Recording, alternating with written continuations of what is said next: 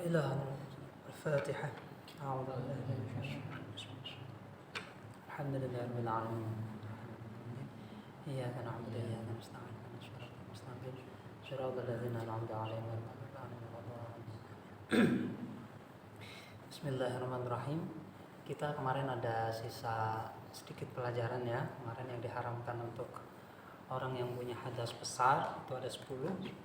Dan kita kemarin sudah sampai kepada yang ke-10, yaitu istimta' atau bersenang-senang. Kemarin bersenang-senang itu kecuali antara pusar dan lutut ya. Nah, kita kemarin menyelesaikan bab itu, yaitu kita sampai pada wal hasil anna badanal mar'ati halal haidhi bin nisbah ila istimta'i wal mubasharati ala qismain. Bahwasanya tubuh wanita itu ketika dalam keadaan haid, ketika akan bersenang-senangan dengan suaminya itu ada dua bagian. Ahaduhuma, yang pertama ma baina surrati wa rukbati, yaitu bagian yang pertama adalah antara pusar dan lutut. Fa yahrumu 'ala ar-rajuli al-mubasharati fihi mutlaqan, maka diharamkan bagi seorang suami antara dua itu haram. Sawun kana biwatin abilamsin, baik dengan bersetubuh ataupun hanya menyentuh tapi dengan tanpa penghalang. Kalau ada penghalang nyentuh nggak apa-apa, asal tidak biwatin. Bikhilaf al-istimta' bi ghairiha tanadhurin bi syahwatin fa innahu la yahrum wa al-basharatu fawqaha in kana biwatin fa yahrum aidan wa amma bi ghairihi fala. Kalau kecuali kalau tidak dengan itu, artinya tidak mubasyarah, tidak langsung bersentuhan. Misalnya yang seperti kemarin itu Erik punya istri, suatu saat lagi namanya anak muda pengantin baru yang senang-senang istrinya haid. Ya udah, kebetulan istrinya pinter nari ini, sudah kamu nari saja gitu. Itu nggak apa-apa, memandang itu tidak apa-apa. Yang kedua, bagian tubuh yang kedua, wa tsani ma 'ada ma baina surati wa rukbati fala yahrumu mutlaqan. Kalau selain antara pusar dan lutut maka tidak haram mutlak, semuanya tidak haram ya. Wa yahrumu 'alal mar'ati, jadi kalau yang selain antara pusar dengan lutut itu boleh dengan sampai misalnya mohon maaf sampai mengeluarkan mani suami istri boleh, tapi kalau selain pusar dan lutut pokoknya itu ketika haid dan nifas ya. Wa yahrumu 'alal mar'ati wa hiya haidun an tubashira ar-rajula bima baina surratiha wa rukbatiha fi ayyi juz'in min badanihi.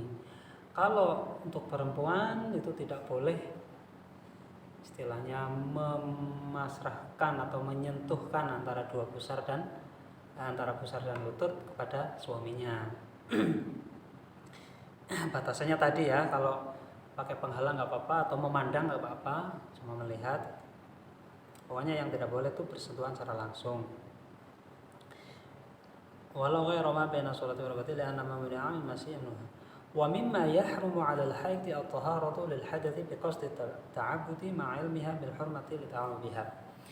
Bagi orang haid itu tidak boleh wudu ya, karena sama saja mempermainkan fikih, karena wudu tidak ngefek kepada orang yang haid. Jadi kalau orang haid itu tidak boleh wudu, tidak boleh, diharamkan. Kalau untuk bersih, misalnya untuk bebersih itu tetap tidak boleh ya. Fa in kana al-maqsud an-nadhafah, bahkan misalnya untuk bersih-bersih lah. Kalau kita di orang yang normal itu kan yang bukan haid, laki-laki itu wudu kan bisa ada sunnah, kayak untuk mendinginkan badan, misalnya terlalu panas itu sunnah wudu walaupun belum batal gitu. Apalagi kalau sudah batal lebih sunnah lagi. Atau misalnya kotor, saya wudhu lah biar bersih. Kotor tapi tidak najis ya, bukan kotor yang najis. Kotor itu kan tidak mesti najis. Saya pengen wudhu, nah itu tidak boleh bagi orang yang haid. Wala yahrumu 'alal haid, ini yang terakhir nih. Wala yahrumu 'alal haid wa nafasai hudurul muhtadiri 'alal mu'tamad. Menurut pendapat yang kuat, orang yang haid atau nifas itu boleh menghadiri orang yang sedang sakaratul maut. Biasanya kan kalau orang menjelang meninggal itu kan dituntun ya, Allah, Allah, Allah. Ya karena kalau dituntun la ilaha illallah itu dikhawatirkan nanti pas sampai la ilaha sudah dicabut. Makanya biasanya ulama menyarankan dituntunnya Allah, Allah, Allah. Tapi kalau orang alim biasanya nggak sempat dituntun. Biasanya yang ada kalau orang alim tuh biasanya pamitan. Saya sebentar lagi kedatangan malaikat Israel ya, kamu siap-siap gitu. Cuman pakai isyarat, pakai apa biasanya orang alim gitu. Nah, biasanya untuk orang awam itu ada masa-masa dituntun baca Allah, Allah, Allah. Ya harusnya kalau secara dalil itu fi akhiri kalamihi man qala fi akhiri kalami la ilaha illallah dakhalal jannah. Barang siapa yang akhir ucapannya la ilaha illallah dipastikan masuk surga. Nah, cuman ulama khawatir kalau dituntunnya la ilaha illallah pas sampai la ilaha dicabut namanya lah. Makanya biasanya dituntutnya Allah, Allah, Allah. Kalau la ilaha illallah kan parah. Tidak ada Tuhan sama sekali. Makanya disebutkan bahwa orang ateis itu sudah setengah langkah gitu. Orang ateis itu sudah setengah langkah dibanding orang yang sudah beragama tapi agamanya tidak jelas gitu. Masih mending orang ateis karena sudah setengah langkah. Kalau orang ateis kan mengatakan tidak ada Tuhan. Nah, tinggal ditambahi kecuali Allah gitu. Jadi kalau orang yang agamanya keliru, Tuhannya keliru gitu, lebih parah gitu. Nah ini yang terakhir, jadi boleh menghadiri orang yang walaupun menurut sebagian ulama khilafan lima fil ubab warraud wa 'ala bi tadarrub imtina' malaikatir rahmah min al-hudur 'indahu bisababiha. Lalu dzakara Suwaifi naqlan 'anir Ramli. Kalau Imam Ramli di kitab Ubab dan Raud itu Raudhah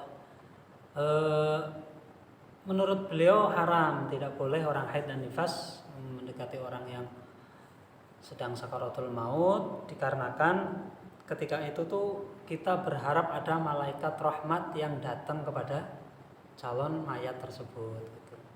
Karena malaikat rahmat itu biasanya tidak mau mendekat orang yang ada najisnya, orang yang kotor. Orang haid itu kan disinyalir ada najisnya yang di kandung itu yang dibawa.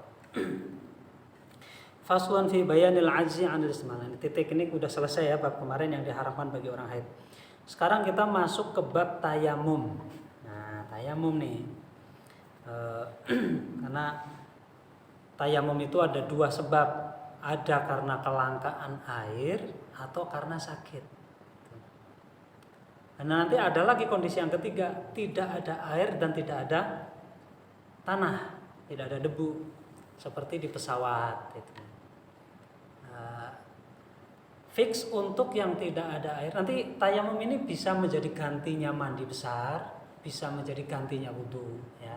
Jadi kalau nggak ditemukan air padahal mau sholat terus keadaan junub wajib mandi, boleh pakai tayamum.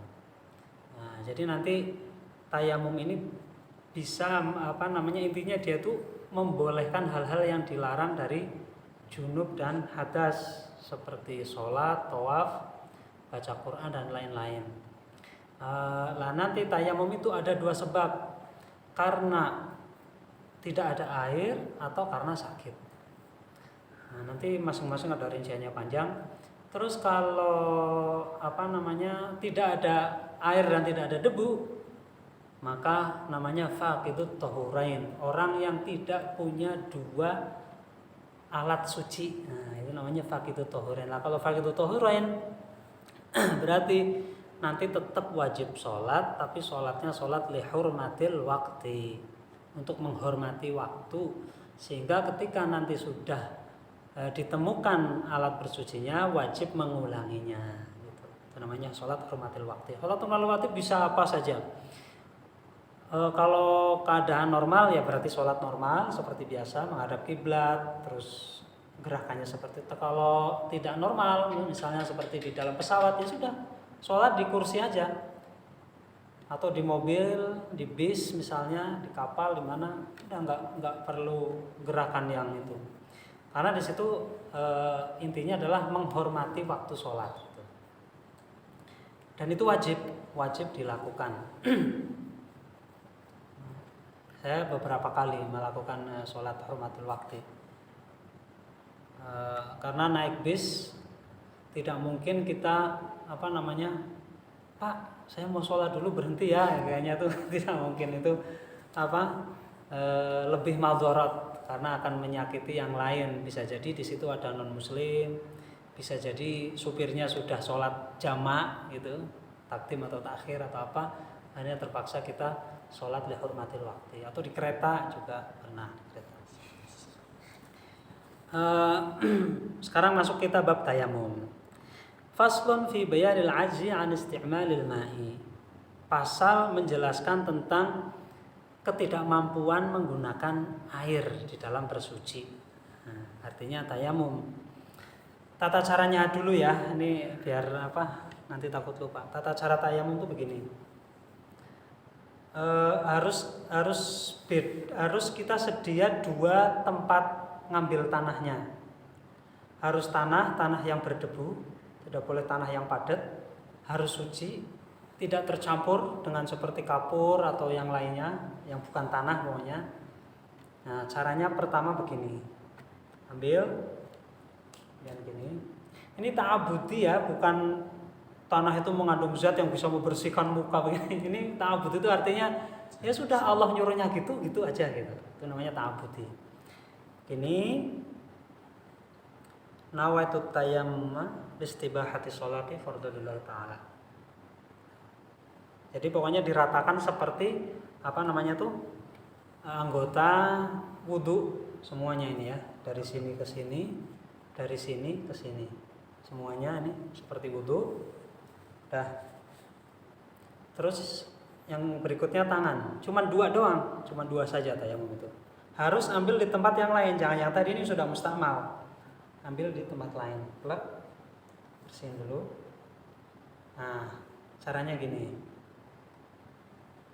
Ini ditempelin di ujung sini. Gimana sih? Bentar. Oh, gini ya. Ini yang kanan dulu, taruh ke sini, masukin set, terus ke sini. Nah, itu juga yang ini, masukin sini, putar ke sini, set, tek, ini. Teorinya gimana itu? Pokoknya yang kanan ini tumpangin ke sini, plek gitu, dorong, set, terus ini sampai ke sini ya, harus di atasnya siku sedikit. Set. Terus jempolnya ke sini. Langsung set, dorong, tek di atas. Jadi masing-masing ibu jari ini nanti di atasnya gitu. Di atasnya. Jadi yang kanan nanti di atasnya yang kiri pertama, terus yang kedua yang kiri di atasnya yang kanan. Gitu. Gimana sih? Set. Oh, yang pertama kiri di atasnya yang kanan, yang kedua kanan di atasnya yang kiri. Jadi meratakannya itu ya meratakan ya gerakannya seperti itu pokoknya, dari sananya gerakannya seperti itu.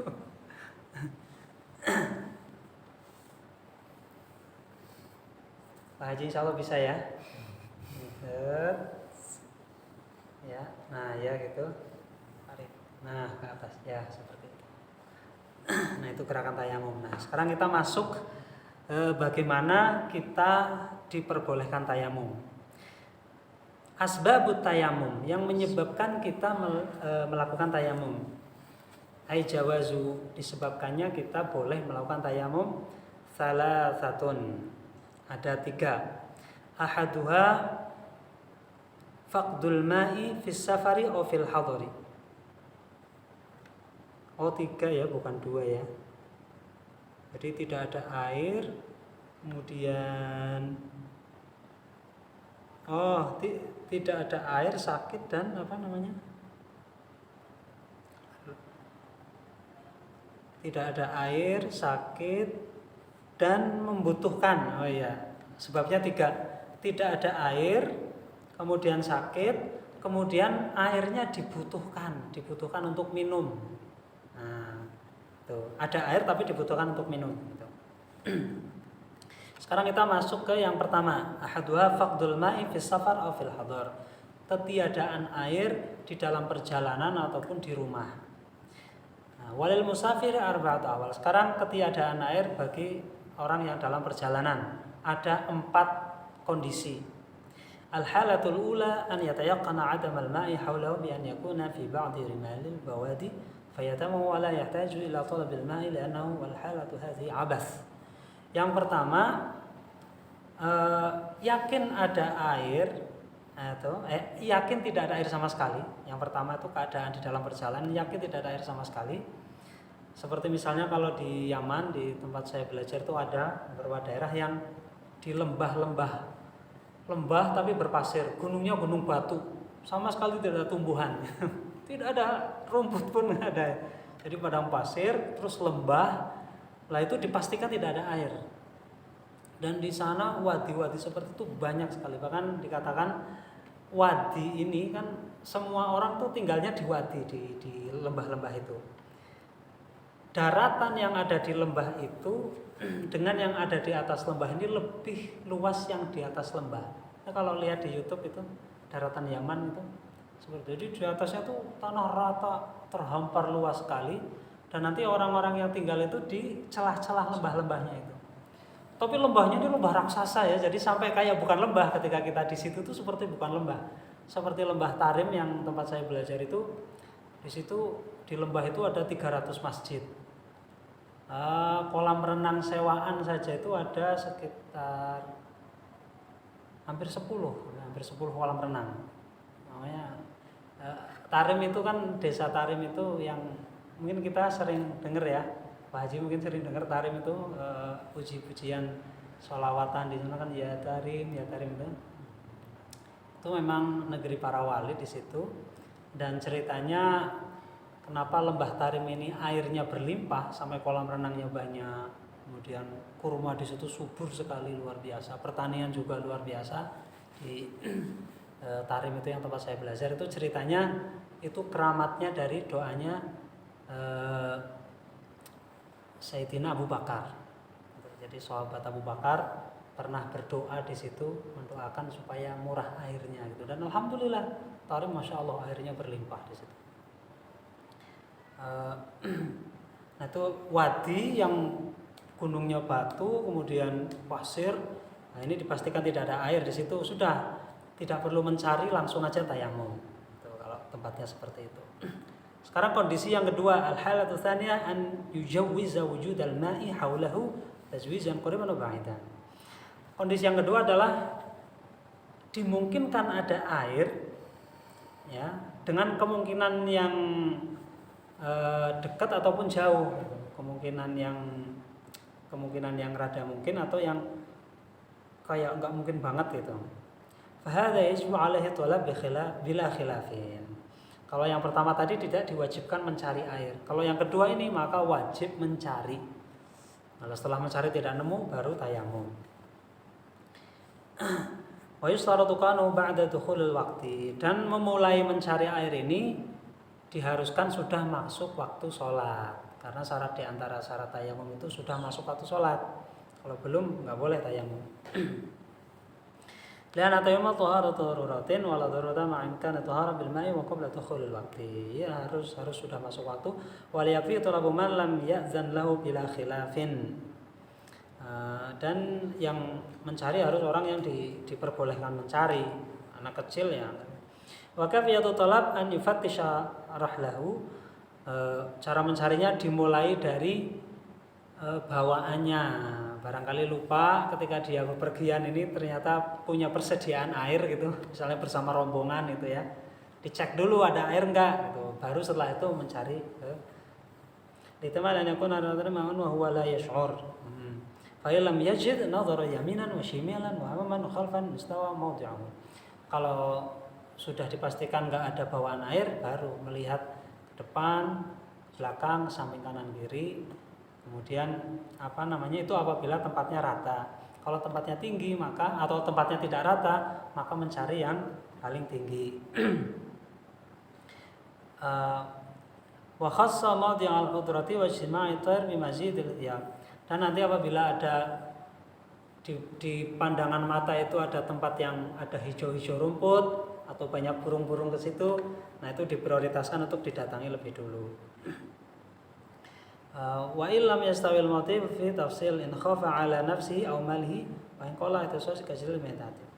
Nah, kalau misalnya tempatnya tidak, kalau ini kan terhampar luas gitu kan pandangannya ada gitu. Kalau misalnya tidak terhampar luas gitu, maka dilihat kalau dikhawatirkan nanti kehilangan barang gitu. Bahkan bukan cuman harta ya. Karena di dalam fikih itu ada istilah harta, ada istilah ikhtisos. Gitu.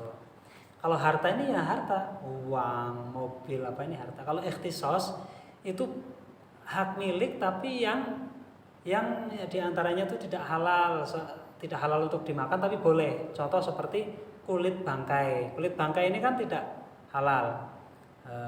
Kulit bangkai juga najis. Tapi ini boleh kita memilikinya karena nanti kalau disamak itu jadi suci, bisa dimanfaatkan.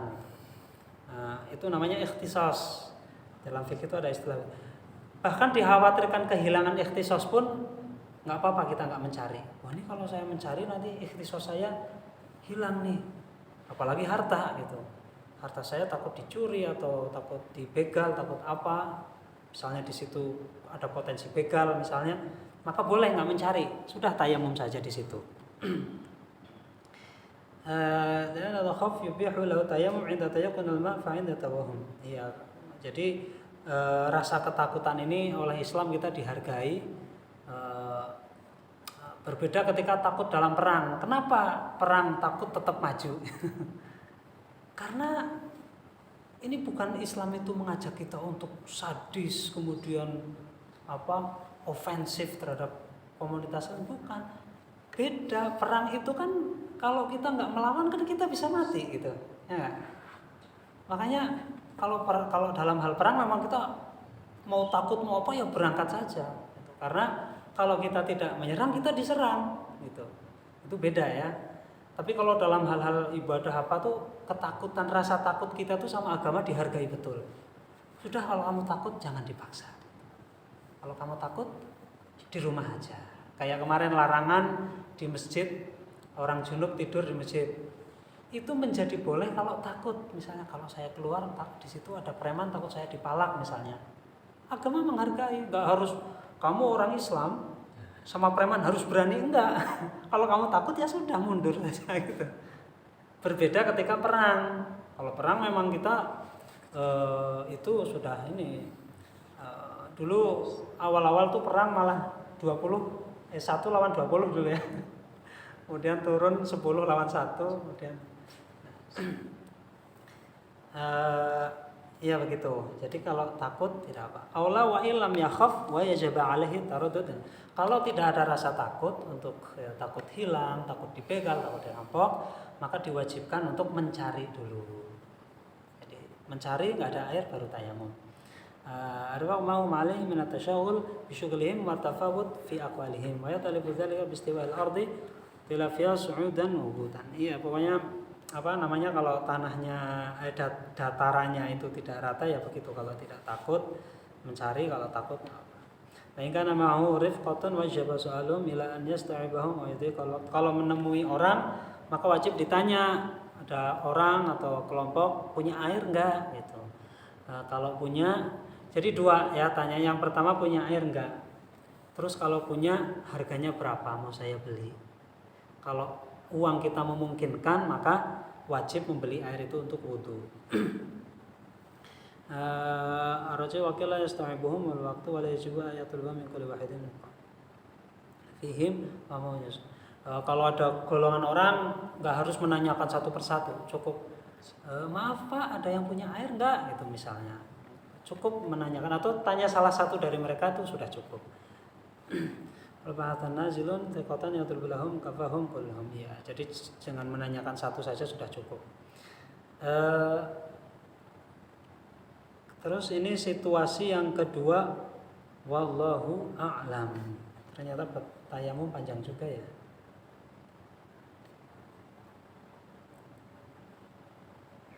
Soalnya ini panjang ini. Ada pertanyaan? Darah membatalkan wudu. Darah yang gimana? Ayo. Darah. Misalnya, di tangan misalnya keluar. Tidak. Terus netes lantai kalau diinjak ini enggak batal? Enggak. Tuh ya, jadi perlu fokus lagi ya. Pokoknya yang membatalkan wudu itu cuma 4 kemarin ya. Segala sesuatu yang keluar dari 2 lubang, hilang akal. Hilang akal ini bisa mabuk tidur, kecuali orang yang tidurnya pantatnya menetap. Kemudian yang ketiga, apa kemarin? Bersentuhan laki-laki dan perempuan yang bukan muhrim. Yang bukan muhrim itu yang boleh dinikah. Perempuan yang boleh dinikah pokoknya batal. Dan perempuannya nggak harus dewasa. Anak kecil kalau sudah usia-usia yang secara umum itu sudah syahwat, batal. Dan begitu juga orang tua, nenek-nenek tetap batal. Ini nggak diambil kebalikan dari itu, dari anak kecil. Jadi loh, anak kecil nggak batal, berarti nenek-nenek nggak batal? Enggak, tetap batal. Nah ini bedanya di sini ya. Jadi walaupun sudah sepuh, walaupun ada pendapat yang mengatakan tidak batal, tapi pendapat yang kuat mengatakan batal. Lah itu nilai-nilai seperti itu tuh nilai ta'abudi. Ya udah Allah nyuruhnya gitu, kita nurut aja. Terus yang keempat apa? Memegang alat kelamin. Udah 4 itu, nggak ada lagi. Jadi keluar darah tidak batal, mimisan tidak batal, nginjek tai ayam tidak batal. Kaget kena petir, tidak batal.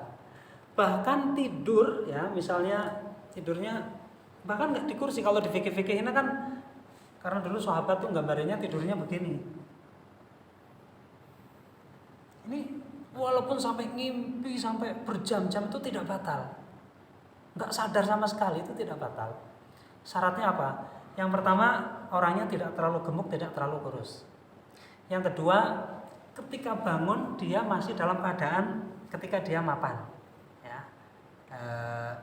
Ya nggak harus sama persis mapan, enggak ya, pokoknya mau begini-begini, mau begini-begini terus gini lagi, itu nggak batal. Yang batal itu kalau sampai berbaring ke lantai gitu. Nah bangun kok udah berbaring, itu udah batal itu. Misalnya di tengah-tengah tidur tuh berbaring kemudian balik lagi begini, itu tetap nggak batal. Kecuali ada orang yang ngomongin, kamu tadi sudah berbaring gitu. Itu pun yang ngomongin itu harus orang yang adil, orangnya jujur, benar. Kalau pendapat yang ekstrim malah yang ngomong harus nabi. Kalau nggak nabi itu nggak usah percaya gitu. Tapi menurut pendapat yang ini, asal orangnya benar yang ngomong, Mas kamu tadi sudah berbaring, emang udah balik lagi duduk sih, tapi tadi kamu sempat berbaring. Oh gitu ya, ya udah wudu gitu. Itu sampai segitu. Jadi 4 itu ya, nggak ada lagi ya. Segala sesuatu yang keluar dari lubang depan dan belakang, hilangnya akal, kecuali orang yang tidurnya pantatnya menetap di tempat duduknya, bahkan di kursi pun nggak apa-apa. Di kursi tidur, itu nggak batal. Nyandar pun nggak apa-apa. Nyandar pun nggak apa-apa. Karena orang nyandar kan ini pulas gitu misalnya. Nggak apa-apa. Asalkan jadi patokannya ini ya, pantatnya tuh menetap, di mana menetapnya itu tuh membuat tidak ada potensi kentut. Udah gitu aja gampang. Biar gampang dipahami. Nah, Itu hilang akal, kemudian bersentuhan kulit dan memegang alat kelamin. Memegang alat kelamin ini baik depan maupun belakang, baik punya sendiri, punya orang, baik punya anak kecil maupun punya orang dewasa, baik lawan jenis maupun sejenis, semuanya batal. Kalau alat kelamin itu gitu. Baik terpotong gitu, nemu di jalan misalnya, ini terong siapa gitu misalnya, itu tetap batal. Itu begitu. Ya, pelajaran memang perlu diulang-ulang ya supaya makin hafal. Dan fikih ini memang perlu fokus. Jadi asal fokus paham gitu, paham. Jadi asal paham nanti enak karena yang di kitab itu kan nggak mesti sama dengan kasus yang ada di luar. Gitu. Tapi kalau kita paham, maka kita bisa mengiaskan, oh itu masuk ke penjelasan yang ini. Apalagi kalau ditambah dengan memahami qawaidul fiqhiyah, itu lebih mudah lagi nanti belajar fikih. Tuh, yang bagus tuh kitabnya Imam Suyuti. Namanya Asbah wan Nadzair. Nah, itu kalau baca itu nanti belajar fikih lebih mudah lagi. Karena nanti ada kaidah-kaidah. Jadi walaupun beda babnya, tapi masuk dalam satu kaidah seperti kemarin yang saya jelaskan itu zina muhsan dengan wudu yang membatalkan, yang mewajibkan mandi, tidak membatalkan wudu. Nah, itu ada kaidahnya. Nah, nanti di fikih gitu. Jadi penting kita mempelajari qawaidul fiqhiyah. Wallahu a'lam.